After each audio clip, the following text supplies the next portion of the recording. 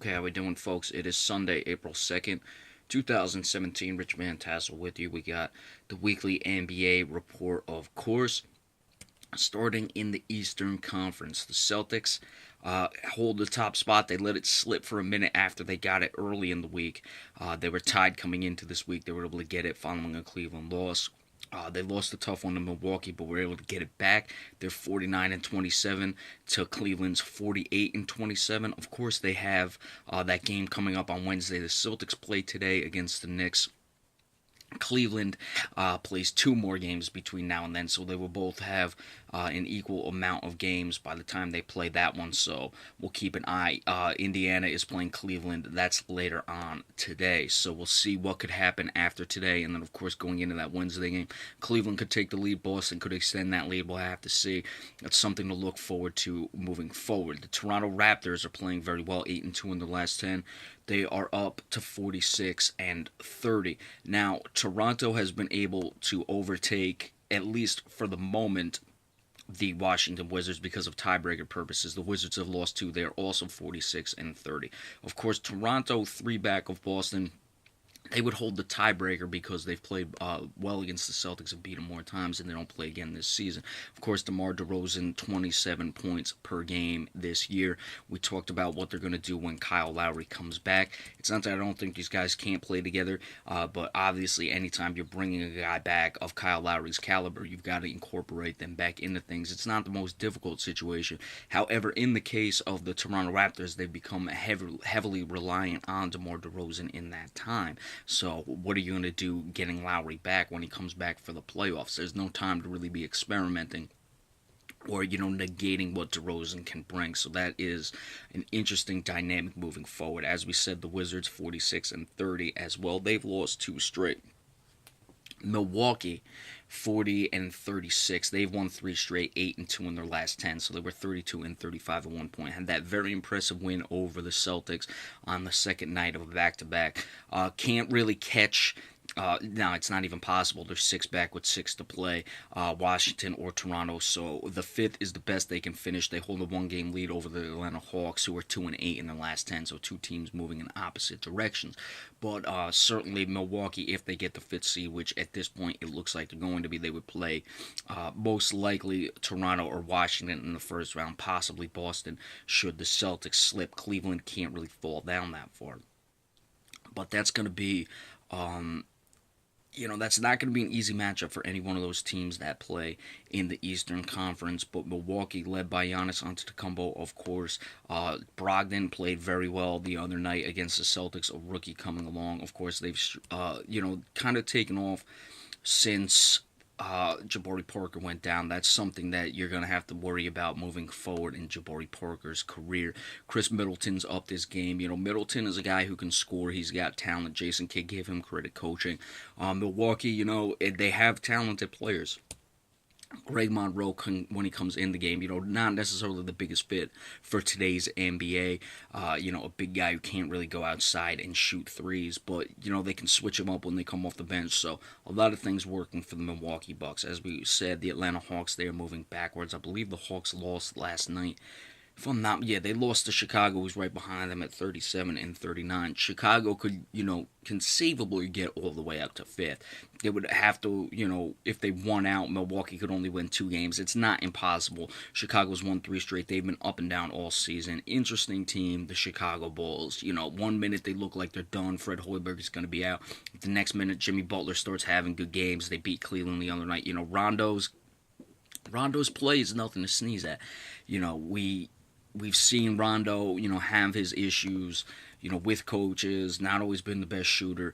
This year's 6.6 assists, while, relatively high, is down from where he's been at in the past, only 7.8 points, the 5 rebounds, but he's a guy who can make things happen, and it's just very interesting with the Chicago Bulls, to say the least. Like we said, they've been a bit of a yo-yo up and down.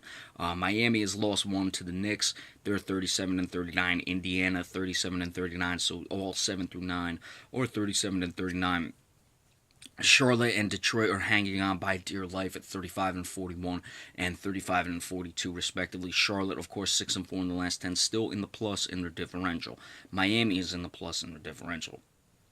You look at it, a team like Charlotte is 35 and 41. They're just under plus 1 point per game. The Celtics are the top of the conference. They're plus 2.6. Celtics play a lot of close games, so differential you can't always go with. Then everyone else is eliminated after that. The New York Knicks 29 and 47, 3-7 in the last 10. They beat Miami. Knicks have 6 left. They won 29 games last season. You know, they go 3-3, then they've upped their win total from last year again by 3 wins. They came into last year after winning, what was it, 16 or 17 games the year before, won 12 extra games. Now this year they can at least, they're almost certainly going to get, or no, excuse me, they were 32 and 50 last season. I'm looking at the wrong one. So they go 3-3. They can get to the same win total as last year, but the Knicks have plummeted from last season. Can they go 4-2 up their win total again? I don't know. A lot of things wrong with the New York Knicks. Philadelphia 28 and 48. Can they close out and avoid 50 losses? They've lost 2 straight. That'd be interesting to see. Certainly strides for them. Orlando 27 and 50. They've lost 4 straight. The Brooklyn Nets at 17 and 59. Obviously the record is terrible, but they have picked things up of late. Brook Lopez, give him a lot of credit. Could get to 20 wins. We'll see if that's possible. 5-5 in the last 10. They really, have shown some respectability towards the end of the season, and are going to likely avoid 65 losses, so give them credit. Isaiah Whitehead has played well. In the West, the Golden State Warriors at the top, 62 and 14. They've won 10 straight. Again, if Kevin Durant comes back, they might get him a few games at the end of the regular season to incorporate him back into things. Not necessarily the same thing as Toronto, as we were talking about, because you have a lot of firepower on Golden State. They don't become so heavily reliant on one guy like a DeMar DeRozan or a Steph Curry in this case. They got Klay Thompson, Draymond Green, but still Durant will have to get reincorporated. But I don't think it's going to be the toughest thing to do for the Warriors. San Antonio 58 and 17. Again, those teams are now essentially locked in 1 and 2. 3, Houston 51 and 25. They have lost 3 straight. They hold a 4-game lead over the Utah Jazz. Almost certainly not going to get caught, but they haven't wrapped up the 3rd spot. But you basically have 1 through 3 set. Then you have 4, the Utah Jazz. Of course, the Jazz, good road team, pretty decent home team. They've now won 3 straight. They've hung tough. A young team. Rudy Gobert has played very well this year. Of course, they're led by Gordon Hayward. He's missed a few games, but Rudy Gobert certainly in contention for Defensive Player of the Year. Rebounding the ball, and he might even be on an All-NBA team. He's shot over 65% this year. That's very good. 13, just shy of 14 points, just shy of 13 rebounds, almost, 2.5 blocks. Not almost 3, just over 2.5. But this is a guy who I would put on an All-NBA team, at least one of them, certainly All-Defensive Team, and possibly Defensive Player of the Year. The defense is what's really helped the Utah Jazz this year, only allowing 96.4 points per game. That would have to be best in the NBA. Not even that many teams are below 100 points. Only 2, the San Antonio. So they're averaging, what they're giving up is almost 2 points less than the Spurs, who are the only other team under 100 points. Now, a lot of, Golden State gives up 104. They get a lot of possessions, so you got to look at those things. But the best in that regard, led by Rudy Gobert. The Clippers, 47 and 31. Austin Rivers expected to be out for the rest of the regular season. A bench guy, but a good defensive guy when he comes in and he spells Chris Paul. We'll see what happens when he comes back. They've won 3 straight. Oklahoma City, 43 and 32. Going to be tough to get up to 4, 3.5 back. They have 7 left. The Jazz have 6. They almost have to win out Oklahoma City, and Utah could go 500, so it's conceivable but not likely they will get up. Russell Westbrook put down another triple-double. Memphis has righted the ship just a bit. They're 42 and 34.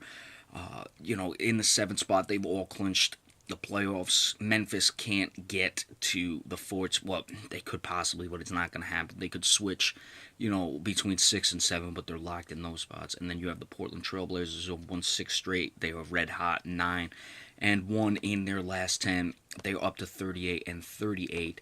And, a team I expected a lot more from coming into this year. Finally, putting some distance between them and the Nuggets for the playoffs. I expected this team to go to the conference finals, especially with the addition of Evan Turner, but you have Damian Lillard, almost 27 points poor game. We know Evan Turner's been hurt. McCollum has had some big scoring days the past, couple games that they've had.